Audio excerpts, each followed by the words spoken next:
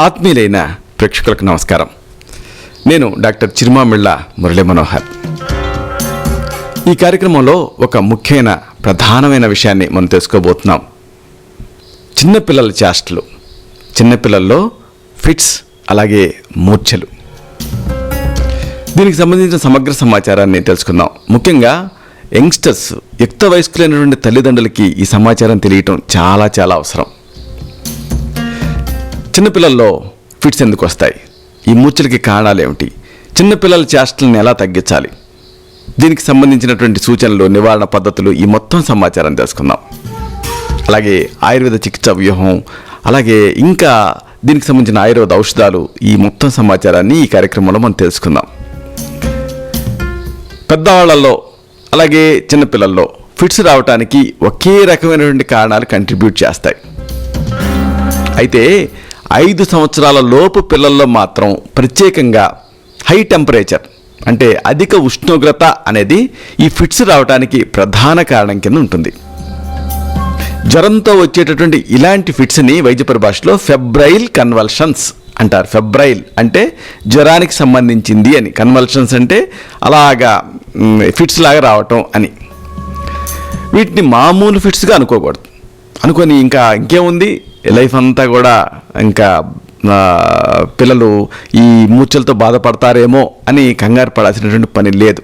ఇవి జ్వరంతో వచ్చేటువంటి ఫిట్స్, అంటే ఫెబ్రైల్ కన్వల్షన్స్.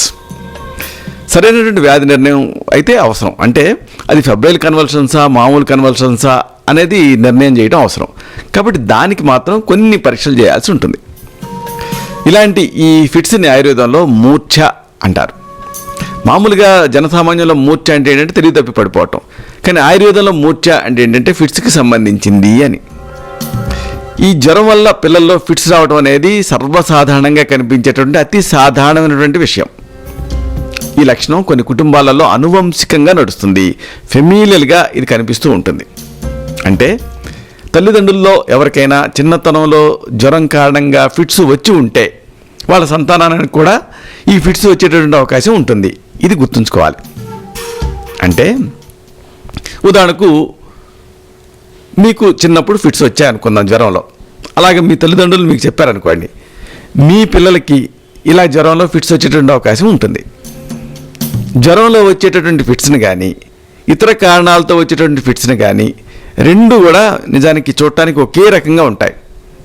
అంటే జ్వరంలో వచ్చే ఫిట్స్ ఒక రకంగాను, ఇంకా మామూలు ఫిట్స్ మరో రకంగానూ ఉండవు. రెండు చూడటానికి ఒకే రకంగా ఉంటాయి. రెండు రకాల్లో కూడా లక్షణాలు టెన్షన్ కలిగించేటట్టుగా, భయోత్పాతాన్ని కలిగించేటట్టుగానే, భయానకంగానే కనిపిస్తాయి. తేడా ఏమిటంటే మామూలు ఫిట్స్ రకరకాల కారణంతో వస్తాయి. ఫెబ్రైల్ కన్వల్షన్స్ ఏమో కేవలం జ్వరం వచ్చినప్పుడు మాత్రమే వస్తాయి. ఇది తేడా. టాన్సిలైటిస్, చెవి ఇన్ఫెక్షన్స్, మీజిల్స్, ఫ్లూ ఇలాంటి ఇన్ఫెక్షన్స్లో జ్వరం, ఇక దాన్ని అనుసరించి ఫిట్స్ ఇలాంటివి వస్తూ ఉంటాయి. పిల్లల్లో జ్వరం టైంలో ఫిట్స్ రావడానికి కారణం ఏమిటి అంటే, ఈ జ్వరంలోనే పిల్లల్లో ఫిట్స్ ఎందుకు వస్తాయి అంటే జాగ్రత్తగా ఈ కారణాన్ని మీరు వినాలి. మెదడు పూర్తి స్థాయిలో అభివృద్ధి చెందదు చిన్నపిల్లలకి. కాబట్టి ఈ జ్వరం టైంలో ఫిట్స్ అనేవి వస్తూ ఉంటాయి. మామూలుగా పెద్దవాళ్ళల్లో జ్వరం వచ్చినప్పుడు ఏం జరుగుతుంది, మెదడులో ఉష్ణోగ్రతని నియంత్రించే కేంద్రం ఒకటి ఉంటుంది. అంటే టెంపరేచర్ని రెగ్యులేట్ చేసే ఒక సెంటర్ ఉంటుంది. అది ప్రతిస్పందిస్తుంది పెద్దవాళ్ళల్లో. ప్రతిస్పందించి ఏం చేస్తుంది, మరి ఉష్ణోగ్రత పెరగకూడదు కదా, అందుకని ఆ ఉష్ణోగ్రతని అదుపులోకి తెస్తుంది. అయితే చిన్నపిల్లల్లో ఈ ఉష్ణోగ్రత నియంత్రణ కేంద్రం అనేది పూర్తి స్థాయిలో అభివృద్ధి చెందదు కాబట్టి మెదడులో హఠాత్తుగా విద్యుత్ ప్రకంపనలు విడుదలవుతాయి. ఈ టెంపరేచర్ టైంలో విడుదలై కండరాలకి చేరతాయి. అప్పుడు ఈ కండరాలు ఇలాగా సంకోచిస్తాయి. అదే ఫిట్స్. కాబట్టి జ్వరంలో ఫిట్స్ రావడానికి కారణం ఏమిటంటే పిల్లల్లో మెదడు పూర్తి స్థాయిలో డెవలప్ అవ్వకపోవటం. మూర్ఛలు వచ్చినప్పుడు పిల్లలకి తాత్కాలికంగా తెలివి తప్పుతుంది. తర్వాత కుదుపులు, అసంకల్పితమైనటువంటి కదలికలు ఇవన్నీ కూడా మొదలవుతాయి. ఈ స్థితి స్టార్టింగ్లో, అంటే ఈ స్థితి ప్రారంభం కావడానికి ముందు కాళ్ళు చేతులు బాగా బిగుసిపోతాయి. ఒకసారి మూత్రం అలా బట్టల్లో పడిపోతుంది కూడా. ఇంకా ఈ నాలుక కొరుక్కోవటం ఇలాంటివి కూడా జరగవచ్చు. ఇలా దాదాపు ఒక 5 నిమిషాల సేపు కొనసాగుతుంది. తర్వాత నెమ్మదిగా తెలివి అనేది వచ్చేస్తుంది. ఇదే సంఘటన మళ్ళీ జరిగే అవకాశం ఉంటుంది. మూర్ఛలు వచ్చి తగ్గిన తర్వాత కూడా చాలాసేపటి వరకు చిరాకు, మగత, తలనొప్పి ఇలాంటి లక్షణాలు కనిపిస్తాయి. ఇన్ఫెక్షన్ వల్ల జ్వరం, దాన్ని అనుసరించి మూర్ఛలు వస్తుంటాయి. కాబట్టి ఇన్ఫెక్షన్ ఉన్నంతకాలం మూర్ఛల రిస్క్, మూర్ఛల భయం ఉంటూనే ఉంటుంది. సాధారణంగా జ్వరం వల్ల వచ్చినటువంటి మూర్ఛలు 5 నిమిషాలకి మించి కొనసాగవు. అలా కాకుండా మూర్ఛలు ఎక్కువసేపు ఉన్నాయనుకోండి, అప్పుడు అది ఇంకా మిగతా మామూలు ఫిట్సా అనేది తేల్చాల్సి ఉంటుంది. దానికి తదుపరి పరీక్షలు అనేది అవసరం అవుతాయి. ఇలాంటి మూర్ఛలకి వెనక ఏదైనా శారీరక కారణాలు ఉన్నాయా అనేది చూడాల్సి ఉంటుంది. పోతే శరీరంలో ఏదో ఒక పక్క మాత్రమే మూర్ఛల లక్షణాలు కనిపిస్తున్నాయి అనుకోండి, ఇటు పక్కనే కనిపిస్తున్నాయి అనుకోండి, అప్పుడు మెదడులో ఏదన్నా ఒక భాగం దెబ్బతిన్నదా అనే చూడాలి. ఇలాగ ఎడం పక్కనే ఉన్న దెబ్బతిన్నదా అనే చూడాలి. ఇక్కడ మీకు డిఫరెన్స్ ఏంటంటే, జ్వరం వల్ల వచ్చేటటువంటి మూర్ఛల్లో మెదడు మొత్తం ఉద్దీపనకు లోనవుతుంది. కాబట్టి జనరలైజ్డ్గా ఈ ఫిట్స్ అనేవి వస్తాయి, ఒక పక్కనే రావు. పిల్లల్లో మూర్ఛలు కనిపిస్తున్నప్పుడు తల్లిదండ్రులు విపరీతంగా ఆందోళన పడిపోతారు. ఇంకేముంది, లైఫ్ అంతా ఇక కథం అనుకుంటారు. అయితే ఇవి జ్వరం వల్లే వస్తాయి కాబట్టి ఎంత మాత్రం టెన్షన్ పెట్టుకోకండి. ఈ మూర్ఛలు, ఇలాంటి మూర్ఛల వల్ల మెదడుకి ఎలాంటి హాని జరగదు, ఇతరత్ర ఎలాంటి రిస్కులు ఉండవు. కాబట్టి అనవసరంగా టెన్షన్ పడకండి. జ్వరం కారణంగా వచ్చేటువంటి మూర్ఛలు ఒకసారి వస్తే సాధారణంగా 6 నెలల వ్యవధిలో మరొక మారు వచ్చేటువంటి అవకాశం ఉంటుంది. ఇది మీరు గుర్తుంచుకోవాలి. అయితే రెండోసారి కూడా తప్పనిసరిగా జ్వరాన్ని అనుసరించే ఈ మూర్ఛలు వస్తాయి.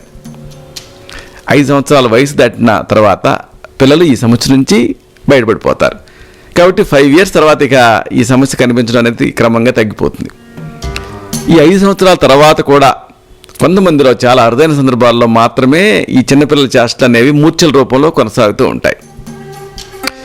పిల్లల్లో పదే పదే మూర్ఛలు కనిపించడానికి కారణం మెదడు లేదా ఈ నాడీ వ్యవస్థ ఇరిటేట్ కావటం, జన్మ సమయంలో ఏర్పడినటువంటి అభిఘాతాలు, పాక్షిక పక్షవాతం అంటే సెరిబ్రల్ పాల్సీ, మెదడు పొరలు వాపుకు గురవటం అంటే మెనింజైటిస్, ఇలాంటి వాటి వల్ల మెదడు కణజాలం రేగుతుంది. రేగి మెదడు రక్షణ పరిమితి అనేది ఉంటుంది, అంటే థ్రెషోల్డ్, ఇది తగ్గుతుంది. తగ్గి మాటి మాటికి ఫిట్స్ వస్తూ ఉంటాయి. ఈ వరుస పరంపరలు జరుగుతూ ఉంటాయి. కుటుంబంలో ఎవరికైనా ఫిట్స్ ఉన్నట్లయితే జ్వరంతో సంబంధం లేకుండా కూడా పిల్లల్లో ఫిట్స్ రావచ్చు. సరే, మీ పిల్లల్లో ఇలాగా చిన్నపిల్లలు చేస్తున్నాయి, ఏం చేయాలి? కొన్ని సూచనలు, కొన్ని సలహాలు ఉన్నాయి. వీటిని తెలుసుకుందాం. జ్వరం సంబంధంగా ఫిట్స్ వస్తాయనుకున్నాం కదా, కాబట్టి జ్వరాన్ని తగ్గించాలి. ఏం చేస్తారు? మొట్టమొదటి మీరు చేయాల్సింది ఒళ్ళంతా కూడా తడిగుడ్డతో తుడవండి. ఆ తర్వాత తడిగుడ్డని పిండి శరీరం మీద కప్పండి. కప్పిన తర్వాత ఒక విసనకర్రతో కానీ లేదా టేబుల్ ఫ్యాన్తో కానీ గాలి తగిలేలాగా చేయండి. అప్పుడు అది శరీరం చల్లబడుతుంది, ఈ ఫిట్స్ తగ్గుతాయి. అలాగే మరొక గృహ చికిత్స, నీరుల్లిపాయలను ముద్దగా నూరండి, అరికాళ్ళకి రాయండి.